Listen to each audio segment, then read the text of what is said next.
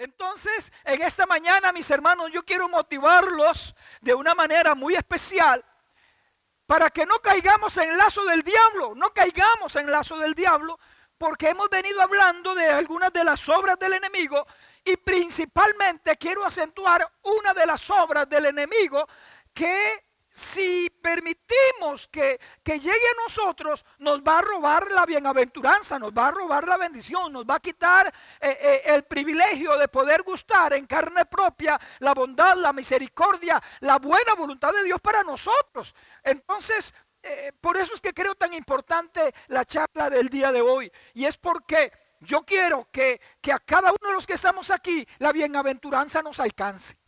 Yo quiero que la gracia, la bondad de Dios se haga manifiesta en su vida y a través de nosotros. Yo quiero que las promesas de Dios que son para usted, usted las pueda gustar. Que usted pueda gustarlas, que usted pueda vivir en base a eso, que usted pueda caminar en base a eso. Pero yo creo que hay un enemigo que está buscando la manera de que eso no ocurra. Y entonces, mis hermanos, vamos a ir a varios pasajitos en esta mañana para podernos encauzar. Casi que no sé por dónde empezar porque hemos hablado tanto del tema que ya en lo último no sé en dónde los dejé la última vez. Pero sea como sea, hay algo que usted no puede permitirse.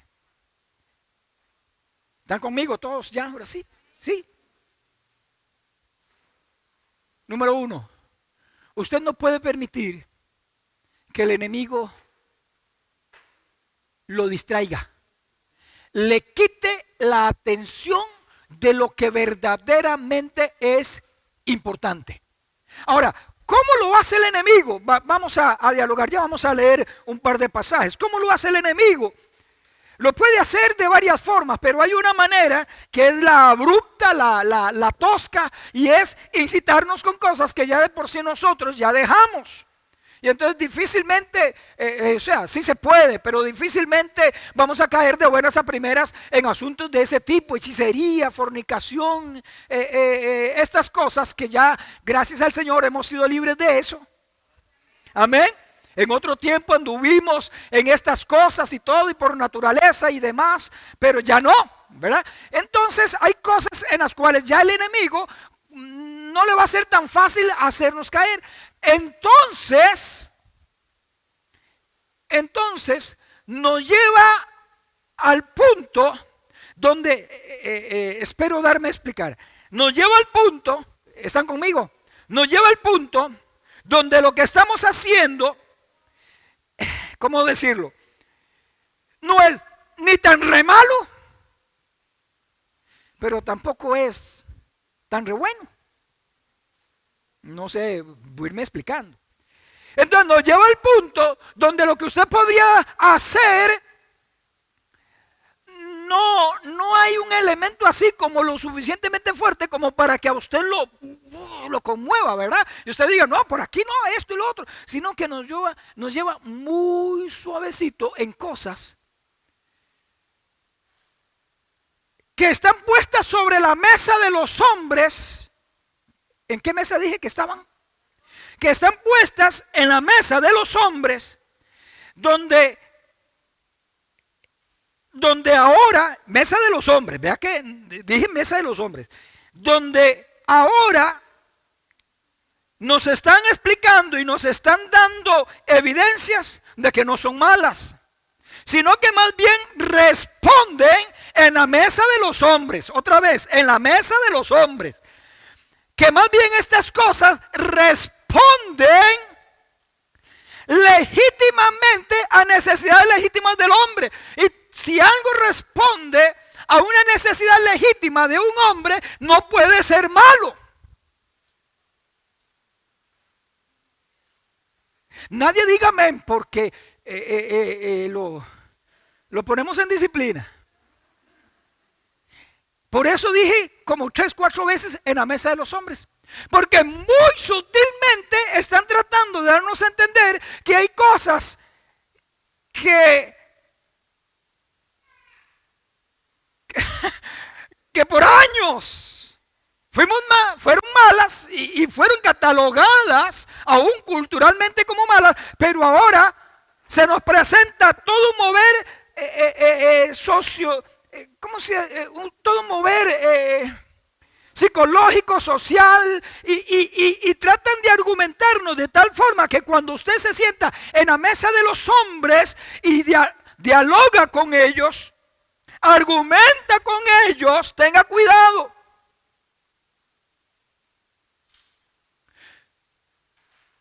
¿Por qué razón? Y aquí tal vez alguno va a arrugar la cara, pero no tenemos problema. Vamos todos a salir sanitos cuando terminemos. Esa argumentación viene de un mundo el que Dios cataloga como malo y perverso. Vea, yo quiero porque yo sé que algunos dicen, no, pero es que no todo en el mundo es malo. Ahorita no voy a argumentar con usted, quiero decirle lo que la palabra dice, la forma en que Dios ve las cosas. Después dialogamos lo otro. Entonces viene Dios y habla acerca de eso, de los argumentos, de las posiciones psicológicas, filosóficas del mundo y la forma, no digo otra cosa, estoy diciendo, y la forma en que Dios cataloga eso de una forma directa y tajante son malas y perversas. Claro, cuando yo me siento y yo le digo eso a una persona en la mesa de los hombres, jamás nunca lo va a aceptar. ¿Por qué? Porque para ellos algunas de estas cosas que están puestas ahí responden a la vista de ellos legítimamente a una necesidad legítima de ellos. Yo creo que hay necesidades legítimas en el ser humano, pero el hecho de que hay una necesidad en el ser humano no significa que el suplirla de alguna forma, esa forma sea legítima. O sea, lo que hace legítima la necesidad no es la forma en que yo pueda suplirla, sino es el hecho de que en el Creador, en el que hizo las cosas, en el que estableció las cosas, me diga a mí cuál es la forma legítima. Porque si Él la hizo legítima, Él tiene una forma legítima de suplirla. Porque Dios jamás pondrá una necesidad legítima en el ser humano para llenarla con una forma ilegítima, o sea, incorrecta de hacerlo. ¿Estoy divagando en palabras o sienten que voy centradito? ¿Sí? Usted mira, hermano, ¿por qué? Le voy a decir por qué. Y es aquí donde yo siento que necesitamos la ayuda del Espíritu Santo. Y es que no es tan fácil muchas veces discernir la diferencia entre una cosa y la otra, excepto cuando yo tengo una fe totalmente crédula, directa, una convicción de que por encima de todos los argumentos que el mundo diga, por encima de todo lo que ahí se pueda establecer en la mesa de los hombres, Dios es mayor. Si yo no tengo esta convicción y voy a la mesa de los hombres, tenga cuidado. Porque parecieran ser tan convincentes y tan verdaderos que podría ser que usted entremezcle la verdad con la mentira y lo que ande buscando solamente, que para mí es lo que pasa con el mundo, es solamente una excusa para hacer, con todo el permiso de ustedes, lo que les da la gana. Usted júzguelo, usted no tiene que hacer un embudo en esta mañana. Usted juzgue lo que estoy diciendo, péselo. Pero ¿qué es lo que me puede llevar a mí? Voy a usar palabras fuertes, de por sí usted me conoce. ¿Qué es lo que me puede llevar a mí a negociar la verdad? Porque la verdad no se negocia. Vamos, hermano, la verdad no se negocia. La verdad es verdad. Y usted la recibe o la desecha. Usted la vive o no la vive, pero la verdad no se negocia.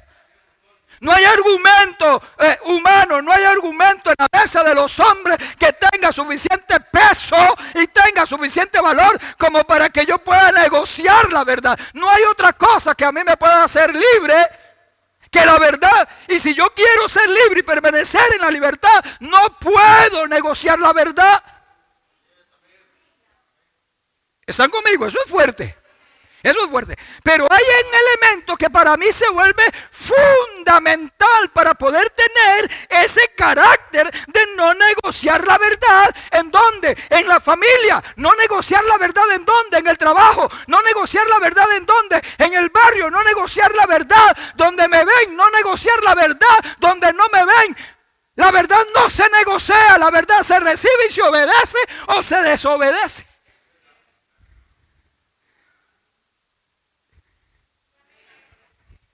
Anímeme, anímeme.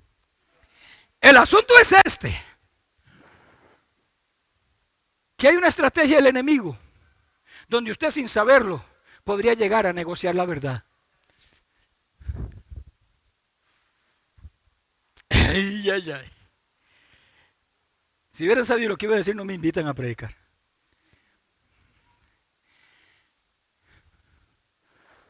Mis hermanos, voy a decir algo antes. Un día de estos tuve que decirlo porque, no sé, el Espíritu me habló y me tuve que hincar en una tarima y decirlo. Y hoy quiero decirlo en esta mañana. Hermanos, mírenme todos, por favor. Quiero que usted me entienda esto antes de seguir yo adelante. Yo en esta mañana no vengo a juzgar a nadie. Entonces yo no quiero que usted se sienta juzgado por mi persona ni por las palabras que voy a decir. Yo no estoy aquí en esta mañana como un juez.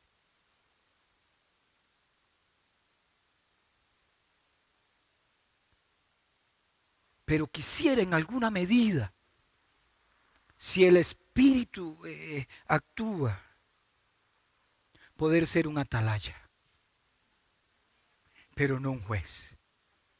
Entonces no reciba las palabras de un juez, reciba las palabras de alguien que en alguna medida quisiera, vamos a ver si lo soy o no, quisiera ser un atalaya. Le voy a decir por qué. Porque el atalaya parado en el muro, en la parte alta del muro, tiene una responsabilidad. Y es que cuando ve venir al enemigo, él tiene que sonar la trompeta y tiene que sonar la trompeta de la forma correcta para que el pueblo se pueda percibir.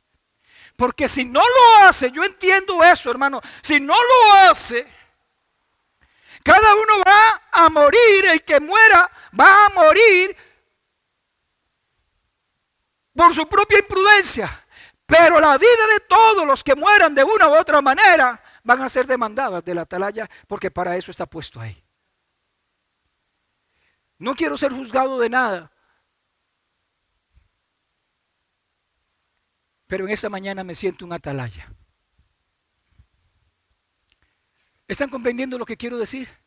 Lo que estoy queriendo decir es que estoy viendo venir un mal y quiero apercibir solamente al pueblo de ese mal. No quiero juzgar al pueblo, solamente quiero apercibirlo. ¿Me explico? ¿Me están dando? ¿Me explico? ¿Cuál es el mal que yo estoy viendo, hermano? El mal que yo estoy viendo, hermano, es que la estrategia del enemigo es hacer que usted y yo en una forma directa, o sea, que el fin de sus obras, estoy hablando del enemigo, sea el que usted y yo terminemos haciendo otra cosa y no aquello para lo cual fuimos llamados. Porque el día en que usted y yo nos dediquemos a hacer aquello para lo cual no fuimos llamados, usted no va a recibir aquello que está preparado para los que sí hicieron aquello para lo cual fueron llamados. Entonces me gustan las expresiones del apóstol Pablo, donde él dice: mis hermanos, yo he corrido la carrera, ¿sí? Yo he corrido, yo he peleado la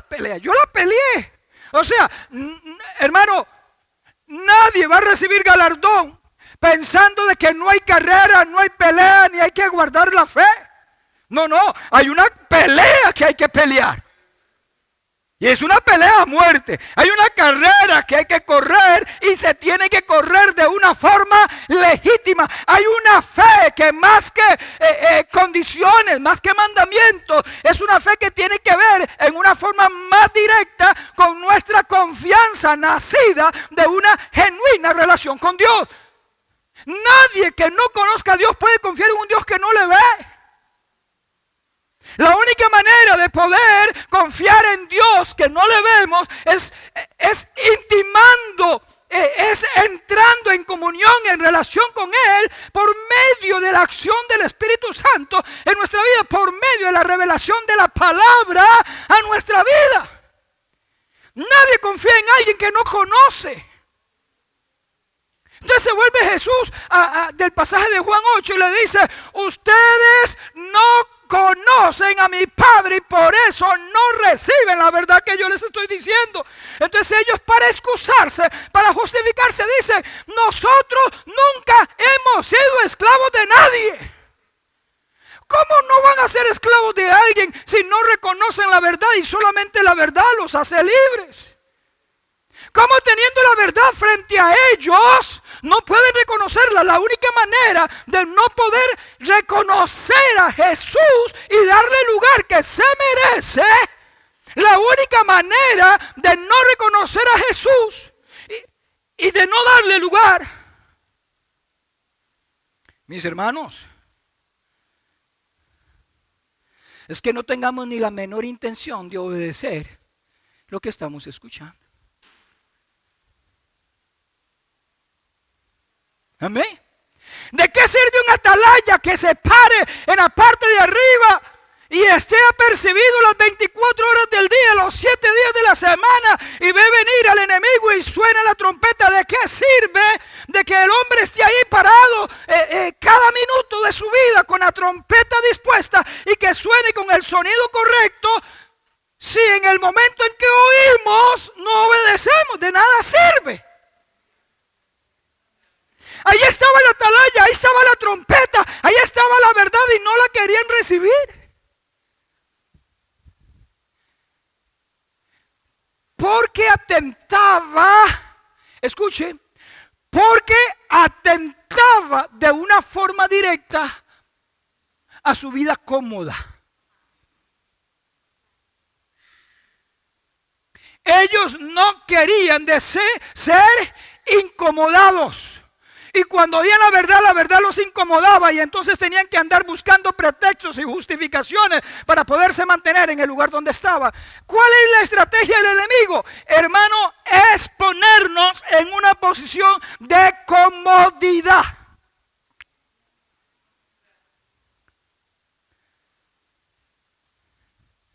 Ahora, las escrituras son extremadamente claras. ¿Por qué es que Dios no acepta en lo más mínimo a los que son tibios?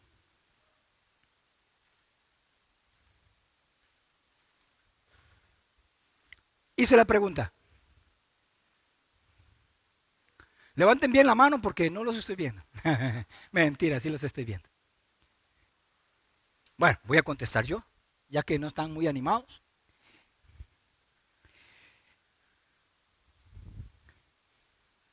¿Alguno ha estado en un lugar bajo cero? Temperatura bajo cero. ¿Quién? Sí. ¿Y cómo se siente estar bajo cero? Sí, pero es que dentro de la casa no va a estar bajo cero. Ajá. Afuera, bajo cero. Excesivamente frío. Cuando usted se expone al frío excesivo, hay una necesidad legítima en el ser humano de abrigo.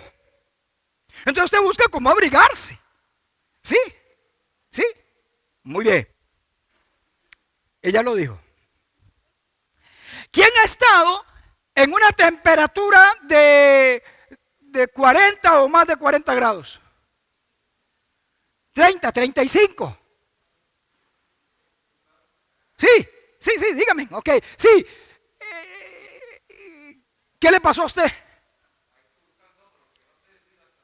Ok, entonces el estar en esa condición resalta una necesidad legítima en nosotros de sobrevivencia. Y entonces a beber agua. En uno, abrigarnos. Y en el otro,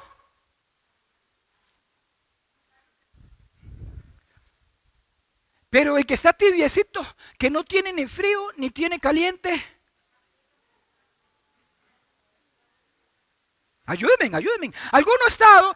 Ya la pregunta es demasiado, ya es demasiado. Pero ¿alguno ha estado en una condición así tibiecita? Qué rico, era ni frío ni caliente.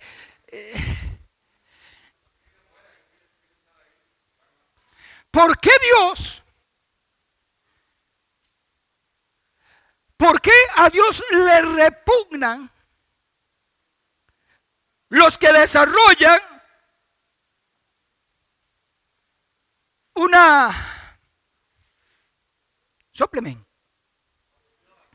posición, una actitud de tibieza? Porque sienten que no necesitan nada.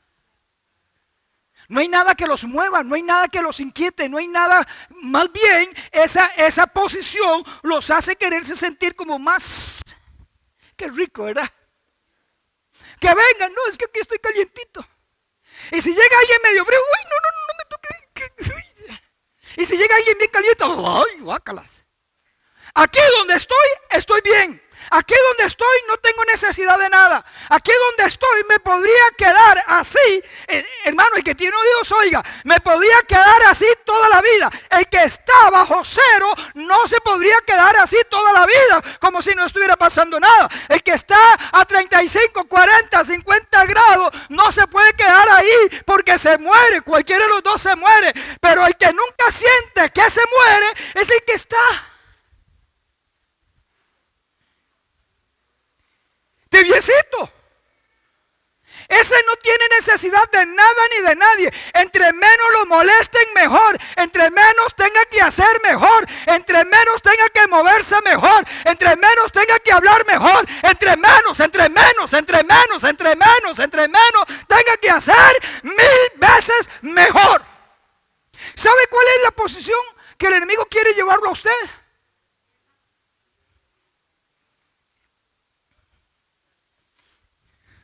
Donde usted puede empezar un día y terminar un día sin tener problemas de ninguna índole.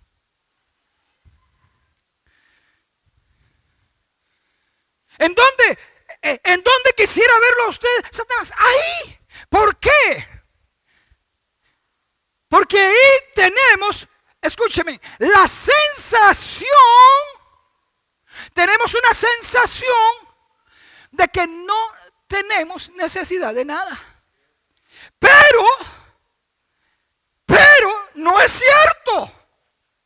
Porque la escritura dice, me estaban grabando y no sé si de audio o video, pero bueno. El asunto es este. Hermanos, por favor, conmigo. Esta posición es la más desventajosa que hay. Y lo dicen las escrituras. Porque dicen las escrituras que un sentarnos, escuche, así lo dice el libro de Proverbios. Y cuando yo lo diga así, usted me va a decir a qué se le parece. Dice el libro de Proverbios, un sentarnos, un cruzar los brazos, un poquito de sueño. ¿A qué se le parece? Así le vendrá la desgracia. En la posición que muchas veces nosotros creemos que es más ventajosa, es la más propicia para que nos venga la desgracia. Entonces, lo que Satanás quiere es matar, hurtar y destruir. Lo que Satanás quiere es que usted deje de hacer, deje de cumplir, deje de llegar al punto, deje de encaminarse a su destino. Entonces, si lo lleva al frío, usted va a buscar cómo calentarse por la inclemencia del tiempo. Si va el calor y lo lleva aquí al otro punto, entonces va a crear una necesidad. A Satanás no le sirve que usted se sienta necesitado de nada ni de nadie. Satanás no le sirve que usted se sienta incómodo. Él lo necesita a usted en una posición cómoda. Lo necesita en su casa, en el sillón, en el campito de adelante, con una almohadita aquí, la otra aquí y con el televisor de frente. Y si es posible, con una esposa o unos hijos o un esposo que le sirva.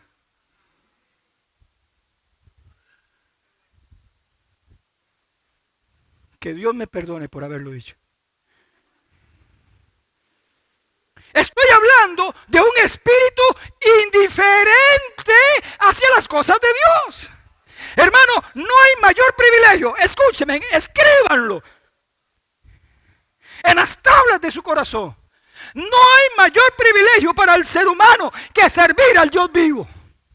No hay mayor privilegio para el ser humano que servir a su Creador, para servir a su Salvador, para servir a quien lo sacó del lodo cenagoso, del pozo de desesperación. No hay privilegio más grande, no hay posición de más ventaja para el ser humano que servir a Dios.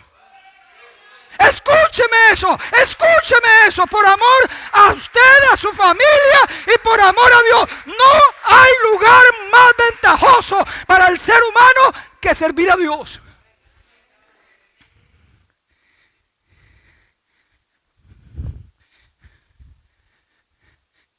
Que nadie me llame, que nadie me diga nada.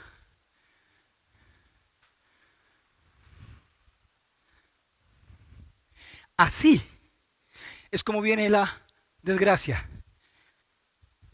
Sirviendo es como viene la bienaventuranza. Usted no puede servir bajo un estilo de vida de esa forma. Usted no puede servir. Es más. No quiere hacerlo porque el servir lo obliga a levantarse. Servir lo obliga a esforzarse. Servir lo obliga a levantarse temprano y acostarse tarde. Servir lo obliga a negarse a sí mismo. El servir lo obliga a pensar más en el otro que en usted mismo. Es una contranaturaleza. El servir va contra la naturaleza del ser humano.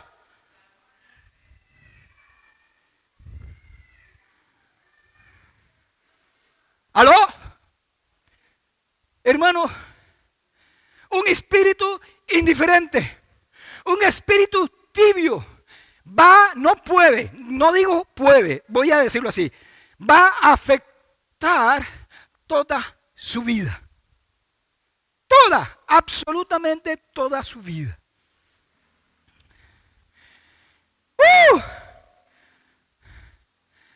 Bendito Dios. Que alguien diga amén. Amén. En esta mañana, aleluya. Las personas indiferentes miran las condiciones de alrededor. Las personas indiferentes, las personas tibias, las personas que son gustosas de esos lugarcitos. Esas personas, las personas indiferentes con un espíritu indiferente, miran las condiciones de su alrededor para determinar cómo se sienten acerca de Dios y cuándo deben de servirle a Él. ¡Qué frase más fuerte! Va de nuevo. Las personas indiferentes, las personas que han adoptado esa posición de tibieza, de calientito, ya lo dijimos, cometen uno de los peores errores. Es uno de las peores maneras de pensar. No tienen que ver nada con una persona que desarrolle un espíritu ganador. ¿Qué es lo que estoy diciendo? Que estas personas que desarrollan ese tipo de actitud, que desarrollan ese hábito de siempre andar buscando el sillón y los almohadones, esas personas andan buscando y andan mirando las condiciones de alrededor para ver si responden o no responden a Dios. Voy a decirle algo. En este mundo, vea, fuerte. En ese mundo, usted nunca encontrará las condiciones óptimas para servirle a Dios. El que sirve a Dios en este mundo tiene que nadar contra corriente. ¿Están conmigo? ¿Sabe por qué? ¿Sabe por qué es tan malo esto? Porque nos vuelve tardos en la reacción. Apúntelo ahí. ¿Por qué la tibieza? ¿Por qué la liviandad espiritual? ¿Por qué la indiferencia es tan terriblemente mal? Porque nos entorpece en la reacción. Imagínese que es usted estar aquí sentado en esta posición todo un día. Imagíneselo. Ahora, imagíneselo 2 días. Así como estoy. Imagíneselo una semana. Imagíneselo un mes. Mi pregunta es, ¿cómo va a ser para levantarse de ahí después? Lo que en principio parecía ser la posición más cómoda, no lo es. Y la forma de venderlo Satanás es que no, esa es la forma más cómoda. ¿Por qué? Usted no va a tener problemas con nadie. Yo en mi casa, usted en la suya, Dios en la de los demás, en la de todos, y aquí no tenemos problema nada con nadie. Es que a mí no me gusta hacer esto y esto. ¿Por qué? Porque por lo general, si usted se pone a servir, si usted se pone a hacer esto y lo otro en la iglesia, va a ser criticado. Entonces yo no quiero ser criticado, yo no quiero ser juzgado, yo no quiero ser señalado. Entonces, lo mejor es quedarme en la casa o simplemente pasar desapercibido. Es lo mismo en otras palabras, ¿o no? ¿Es lo mismo en otras palabras o no, hermano? Vamos. Ahora, el que quiere servir va a tener que entender que de una u otra manera a Dios es el que sirve en primera instancia a favor de los hombres. Yo sirvo a Dios a favor de los hombres. Yo no sirvo a los hombres para favorecer a Dios. No, Dios no necesita que yo lo favorezca. Cuando yo sirvo pensando en Dios, es la forma más preciosa en que yo puedo afectar positivamente a la gente. Cuando todas las cosas de palabra y de hecho yo las hago como para el Señor, es la forma, hermano, en que yo puedo afectar más positivamente a la gente. ¿Por qué? Porque mi servicio nace. Ahí es donde está. Cuando eso no es así, dice el Espíritu a través del apóstol que nada de lo que yo diga y nada de lo que yo haga tendrá ningún valor ni ningún sentido. O sea, si lo que yo hago no tiene una conexión directa con Dios en el cumplimiento de la vocación a la cual yo he sido llamado, no importa lo que haga, aun cuando en apariencia pueda ser bueno y aun cuando dentro de mi corazón traiga una satisfacción que me hace sentir bien, no es nada. Y usted mira, pero ¿cómo? Ya yo no sé, pregúntele al Espíritu porque ahí está escrito. Le voy a decir por qué, le voy a decir por qué.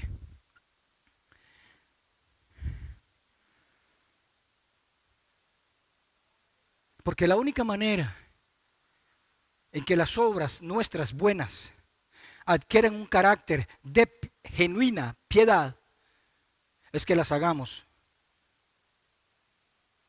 para Él y no para los hombres. Amén. Es la única manera. Lo único que hace la diferencia, hermano, entre una obra buena y la verdadera piedad. No dije una obra mala, dije una obra buena. Y la verdadera piedad, de la cual hablan las Escrituras, es la fuente que lo alimenta.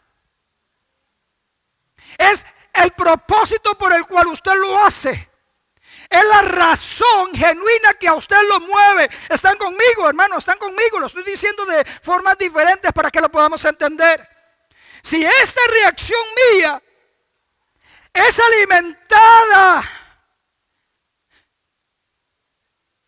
por el amor, la gracia, la bondad y la verdad de Dios, Eso que yo estoy haciendo no es simplemente una obra buena. Eso es piedad verdadera.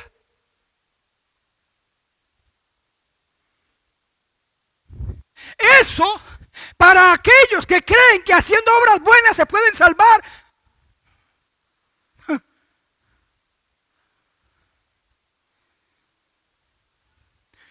No hemos leído ni un solo pasaje de la Biblia. ¡Qué barbaridad! Eso es un pecado. Mis hermanos, alguien que me ayude ahí con la parábola. Vamos a ver si tengo aquí el pasaje directamente, porque tengo dos pasajes, Ezequiel capítulo 16 y Donita, ayúdenme, hermano, del hijo pródigo. Aquí lo tengo, díganme.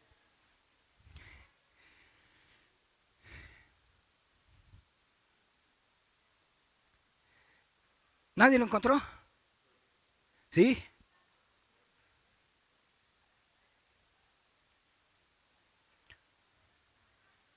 Hay varios pasajes que se parecen.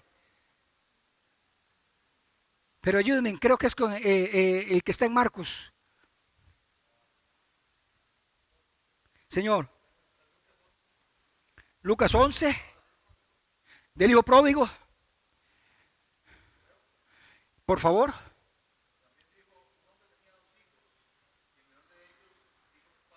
No, señor. Dispense. No es ese.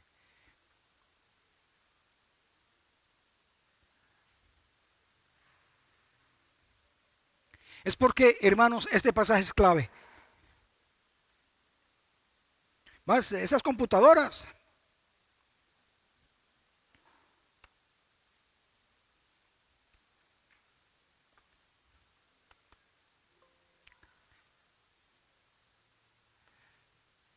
Un hombre venía bajando de Jericó, de Jerusalén a Jericó. Buen samaritano. Perdón, hermano, gracias. Y hay una distancia aproximadamente de 37 kilómetros de un lugar al otro. Lucas. Vayan a Lucas 10:35. 10:25 de Lucas. Tengan abierto Ezequiel capítulo 16, que era en principio el que iba a leer, pero vamos a ir primeramente a Lucas capítulo 10.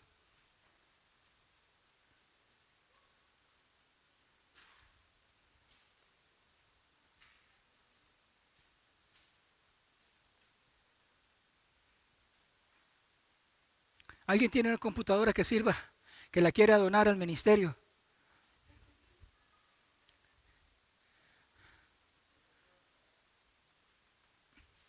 Muy bien.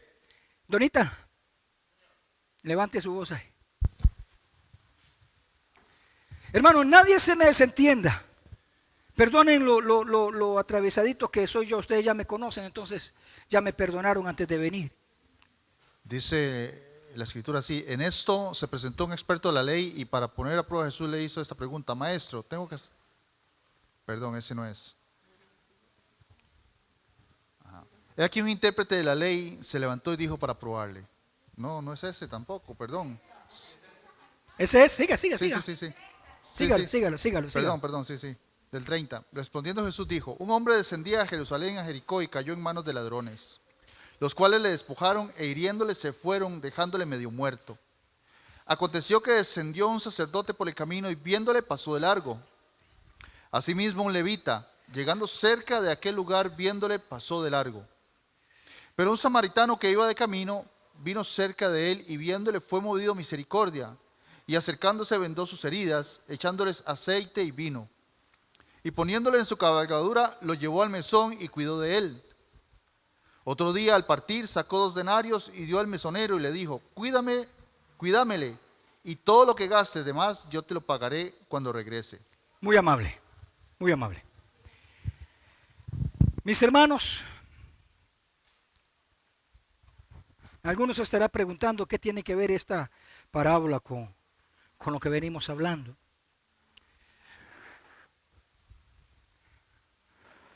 Cuando llegaron estos maestros de la ley a donde Jesús, yo quiero dejar bien claro algo. Y es de que desde un principio de que la conversación nace, la idea solamente era tentarle. Nunca la pregunta vino con la intención, escúchenme en esto, mis hermanos, esto es importantísimo. Nunca la pregunta vino con la intención de conocer la verdad, sino de tentarlo. El problema aquí que se presentaba y que se nos revela a través de la parábola, hermano, tiene que ver más profundamente de lo que a simple vista nosotros vemos. Ya los maestros, los escribas y los fariseos venían siendo hostigados por la verdad, no por Jesús como persona, sino por la verdad que él estaba predicando. Es más, ya se sentían incómodos. Ya no estaban en aquella posición donde todo el mundo hacía lo que ellos dijeran, aun cuando ellos no hacían lo que decían. Estaban en una posición cómoda. Pero llega uno que comienza a confrontarlos para bien de ellos. ¿Por qué digo yo para bien de ellos? Porque en el corazón y en la mente de Dios no hay mal para con el hombre. La intención de Jesús, escúcheme. La intención de Jesús era de sacarlo de la posición en que ellos se encontraban. Claro, tenían mucho tiempo de estar ahí. Estaban muy cómodos, a ellos les gustaban los aplausos, les gustaban las alabanzas, se paraban en las esquinas para que estaban acostumbrados a eso. La fama, la fortuna, la estabilidad, lo calientito, nadie me molesta. Los romanos nos ayudan haciéndonos templos y aquí la gente no molesta y nosotros estamos en medio calientito, almohada aquí y almohada aquí. ¿Alguien me está entendiendo? Y entonces ahora viene Jesús, escuche, porque si usted algún día la palabra lo incomodó, es por algo. Perdóneme la confianza. El asunto es es que Jesús viene y la intención de Jesús es confrontarlos con la verdad. ¿Para qué? Para que sean libres. Amén, ¿entendemos eso? No hay maldad en el corazón del maestro. Cuando Él nos confronta, cuando Él nos revela la verdad, cualquiera que sea nuestro estado, la intención de Dios ahorita no es juzgarnos. La intención de Dios es sacarnos de la posición de comodidad en que muchas veces nos encontramos, revelarnos la verdad, que aceptemos la verdad para que esta verdad nos lleve a hacer obras de justicia, que al fin y al cabo lo que va a producir en nosotros es paz. Amén. Nadie que no haga obras de justicia podrá tener paz en su corazón. Y nadie hará obras de justicia si no se expone a la verdad del evangelio y está dispuesto a cumplirlo. El asunto es que aquellos no sentían esa necesidad, estaban cómodos. Claro, cuando Jesús aparece, cuando el Espíritu de Dios se mueve, cuando la palabra de Dios es predicada, hermanos, los cimientos comienzan a moverse. Los cimientos de los justos y de los injustos, de los buenos y de los malos, porque a todos amó Dios y por todos murió en la cruz del Calvario. Él no hace excepción de personas. El piso se mueve con el objetivo de que usted clame, con el objetivo de que usted siente la necesidad de. Amén. En esa posición estaban ellos, con esa intención venía Jesús. Pero cuando ellos le preguntaron al maestro, le preguntaron para tratar de encontrar una respuesta en Jesús, para hacerlo callar, para hacerlo callar, para que la condición de ellos, en la mente de ellos, se pudiera mantener. Cuando ellos miraban a Jesús, miraban que el mundo se les estaba poniendo de cabeza. Cuando miraban a Jesús y lo oían hablar y que el pueblo lo seguía, ellos sentían como que lo que hacían ya no surtía el mismo efecto en el pueblo. Ya no tanta gente lo seguía. Estaba habiendo un problema aquí. La posición de ventaja se está volviendo una posición de desventaja. Y eso es lo que ocurre en esta parábola. Exactamente es lo que ocurre en esta parábola. ¿Por qué? ¿Por qué? Les voy a decir por qué. Mírenlo. Atención a esto. Cuando Jesús presenta la parábola, Él ya conoce la intención del corazón de ellos. Y Jesús sabe cuál es la intención del corazón de Él. Entonces la parábola nace de la buena intención del corazón de Jesús para dar respuesta a una mala intención del corazón de ellos.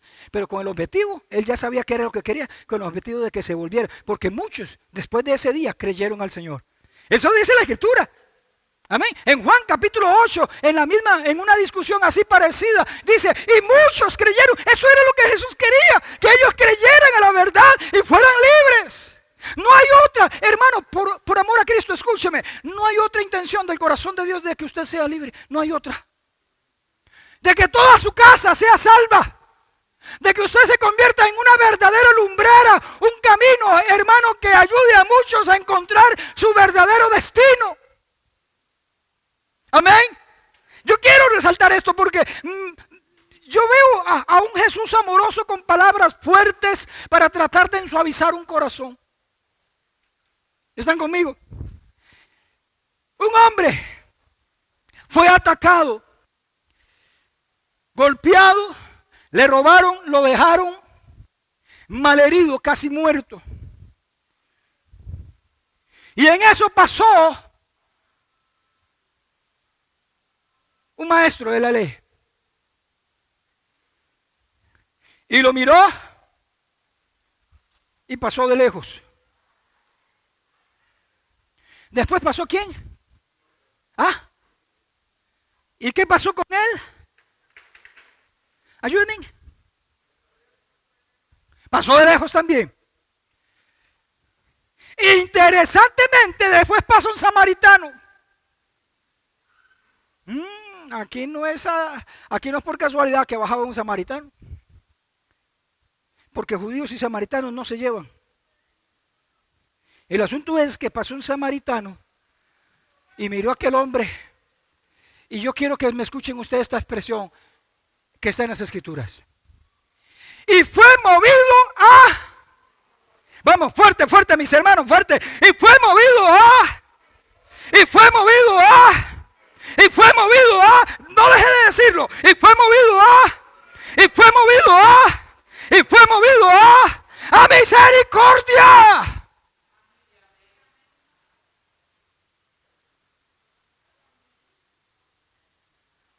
La persona tibia no está pensando en los demás.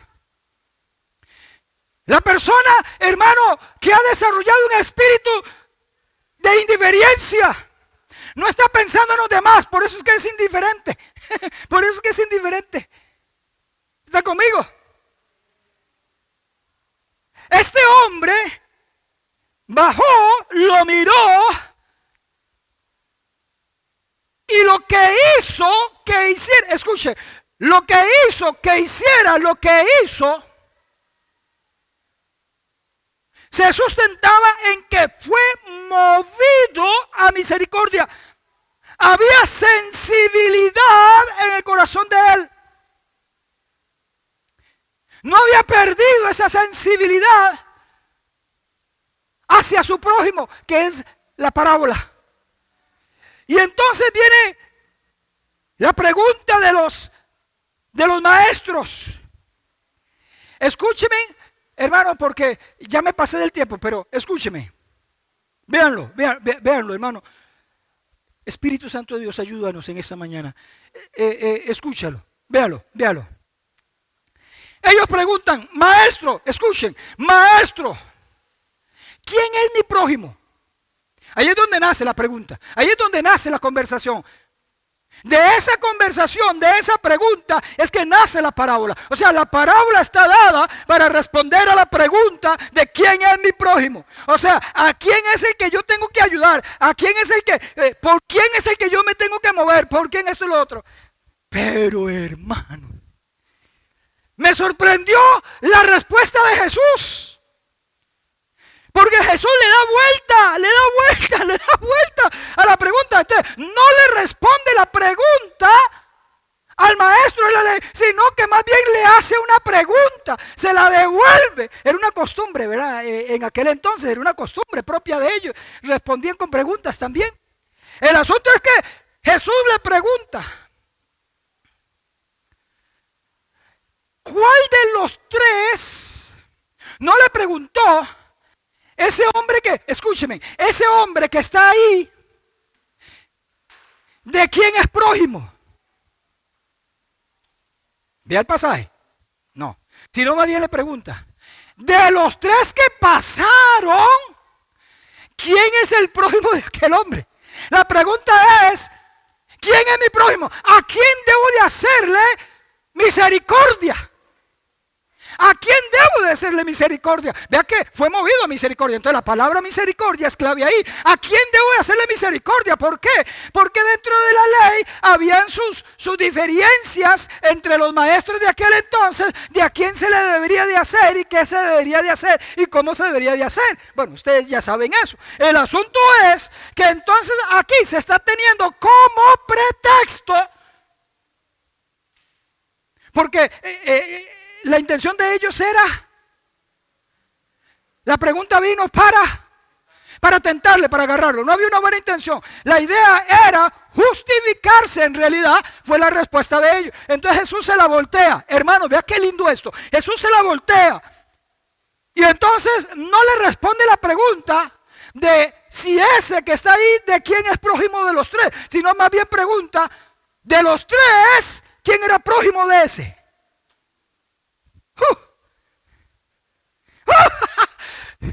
Hermano, perdóneme que me ría, es que yo me siento acusado.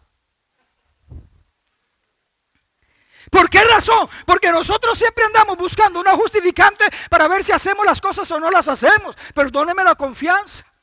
En vez de nosotros andamos buscando un algo alrededor para ver si respondemos o no respondemos. En otros tiempos es según quien predique voy y según quien predique no voy. ¿Se acuerdan aquellos tiempos de inmadurez, de niñez? ¿Verdad? Según el que predicaba. ¿Y quién va a predicar? El pastor. No, hombre. Lo veo por tele. ¿Están conmigo? Y entonces en aquellos tiempos de niñez, en aquellos tiempos de inmadurez, me permiten ser un poquito más estrechos, aquellos tiempos de falta de sensibilidad espiritual, andábamos buscando la mejor condición para ver si yo respondía esa era la posición de ellos en ese momento. ¿Es mi prójimo o no es mi prójimo? Para ver si lo ayudo o no lo ayudo. El problema no es si él es su prójimo. Aquí el asunto es si usted es el prójimo de él.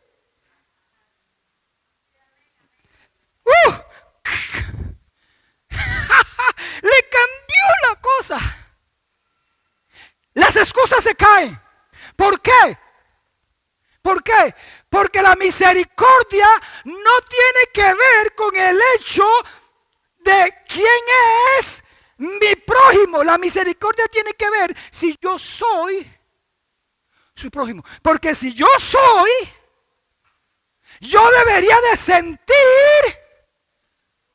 vamos, yo debería de sentir misericordia por él, porque yo soy su prójimo. ¿Cuál es la reacción? ¿Cuál es la actitud de un prójimo?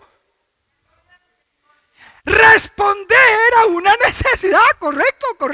Es responder a una necesidad. Ahora, mi respuesta no está supeditada necesariamente al concepto de ley de que si es o no es. Más bien si soy o no soy.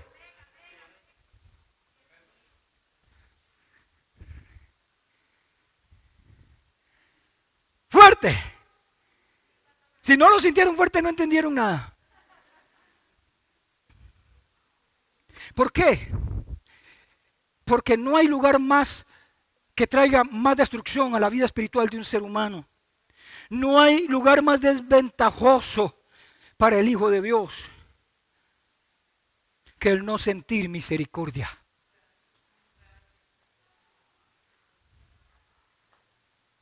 Que el buscar solamente el hecho de poder yo sostener mi posición. La misericordia me saca de la comodidad. La misericordia me saca de la casa. La misericordia me saca de donde yo esté y me pone en el lugar de la necesidad. ¿Quién es mi prójimo? No.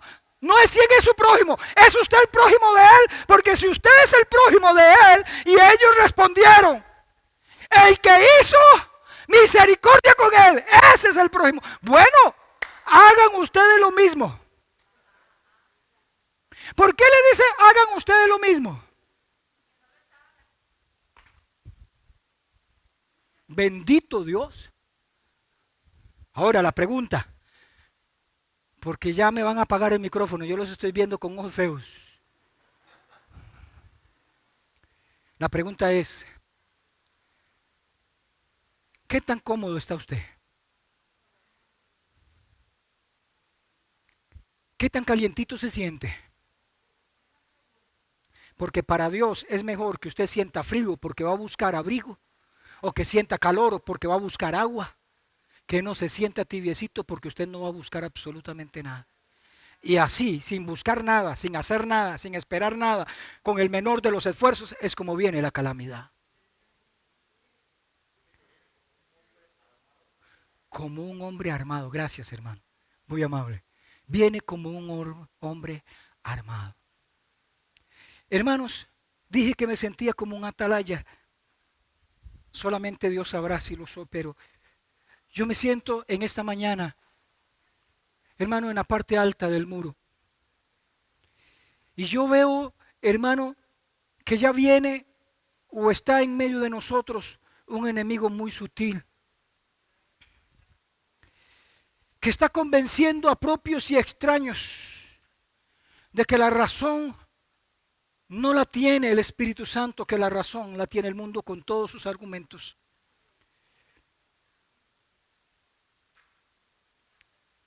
Y muchos se han vuelto idólatras de sí mismos, de su propia condición, la aman tanto que no la quieren dejar. No hay campo para el cambio, no hay campo para la transformación, no hay campo para cosas mejores. Y yo veo un enemigo muy sutil que está trabajando en medio de los hogares, en medio de los barrios, en medio de esta nación. Y lo que más me duele, hermano, es que un grupo de creyentes fue suficiente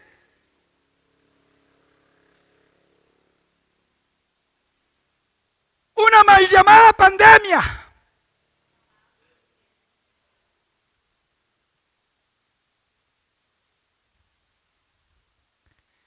para que en la práctica apostataran de la fe. Hermano, si la mitad de esta congregación se dice que se va por lo que yo acabo de decir, no, quédese usted, yo me voy.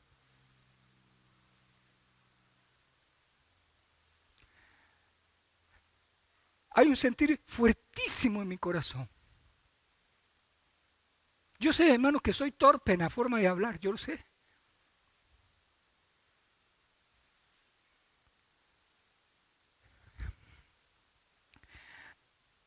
Pero no hay nada más que dignifique, no hay nada más grande que dignifique la vida del ser humano cuando esta vida es ofrecida en servicio a Dios por encima de todas las cosas. Que jamás vaya a salir de su boca, que jamás se vaya a poner en la mente suya que servir al Señor no sirve, no vale la pena, jamás, no hay nada más que dignifique al ser humano, no hay nada más que traiga grandeza al ser humano que servir a su Creador, que servir a su Señor, que dar su vida por Él. Él ya lo hizo por nosotros. No se vale quedarse en la casa, no No se vale quedarse, hermano, sentado, cruzado de pies y de manos, cuando hay tanta gente vapuleada, golpeada, herida y casi muerta ahí en medio de su casa, en medio de su barrio, en esta nación que está siendo golpeada, herida por gobernantes impíos.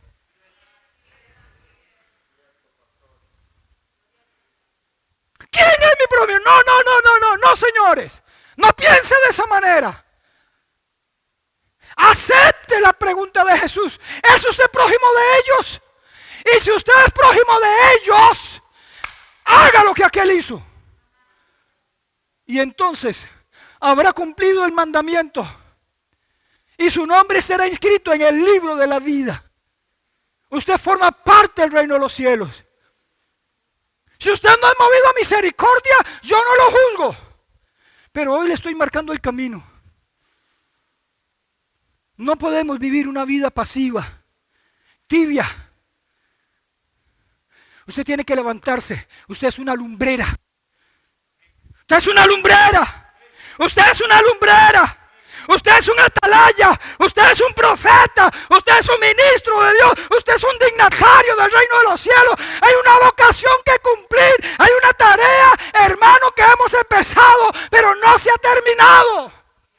No es tiempo de quedarnos, no es tiempo de volver atrás, es tiempo de creerle a Dios, de confesar su verdad y nadar contra corriente, porque este mundo no corre la corriente del espíritu. Hay una lucha entre la carne y el espíritu, Cristo y Belial.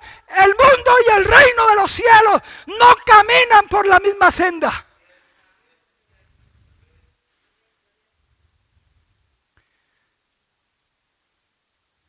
¿Qué quiero decirles? Hermano, estamos en el tiempo. Estamos en el tiempo de pedirle a Dios, de rogarle al Espíritu Santo, que una vez más nos ayude, que una vez más traiga a nuestra memoria la verdadera religión, esa que es pura y sin mancha. Que nos recuerde lo que es ser verdaderamente un discípulo. Y la marca de un verdadero discípulo es que sigue la verdad en amor.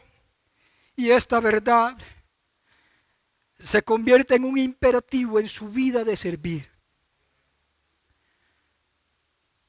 Mis hermanos, no se sientan ni regañados ni juzgados.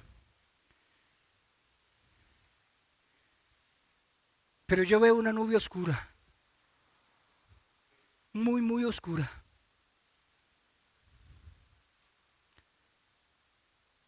Y creo que parte de esta sombra, hermano, está tocando corazones de creyentes. Me duele decirlo.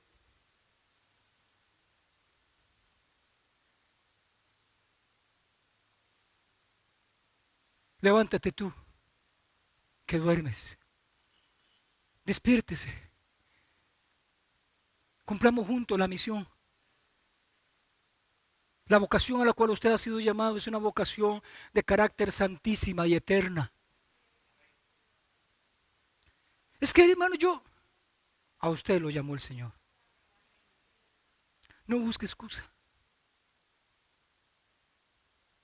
No lo tiente, no lo pruebe. Él conoce el corazón. Mi motivación es, unámonos, más fuerte que nunca. Desarrollemos un sentido de pertenencia. Vamos hacia adelante, mis hermanos. Vamos hacia adelante, vamos hacia adelante. En el nombre del Señor, sirvámosle, que eso es lo que trae grandeza al corazón del hombre. Pero no permita que el diablo lo meta ahí. Porque como hombre armado, así le vendrá la desgracia. Y Dios no quiere eso para usted. Dios quiere bienaventuranza para usted. Que la paz de Dios, que sobrepasa todo entendimiento, sea la que gobierne nuestros corazones, sea la que traiga paz y orden a nuestra mente y a nuestro corazón. Extiendo mis manos sobre ustedes, mis hermanos, y yo los bendigo. En nada estoy juzgando a nadie. Solamente levanto una voz para percibir, porque creo que hay una nube oscura. Creo que hay un espíritu de indiferencia que está tomando lugar en la vida de muchos. Pero hoy no es el día para eso. Hoy es el día para darle la libertad del Espíritu de Dios. Hoy es el día para aceptar la verdad. Hoy es el día para que caminemos en libertad. No hay nada que pueda traer más dignidad al corazón del ser humano que servir a su Dios. Los bendigo en el nombre de Cristo Jesús. Si los cansé, perdónenme, pero los amo en el nombre del Señor. Y yo quiero que la bienaventuranza sea para usted y para toda su casa. Que Dios me les añada 1000 bendiciones. Que Él les dé la fuerza que usted necesite. Que Él traiga revelación a su corazón. Y que usted tome las decisiones que lo encaminen al cumplimiento del llamamiento que mi Dios les ha hecho. Los amo y los bendigo en el nombre de Jesús. A usted y a toda su casa.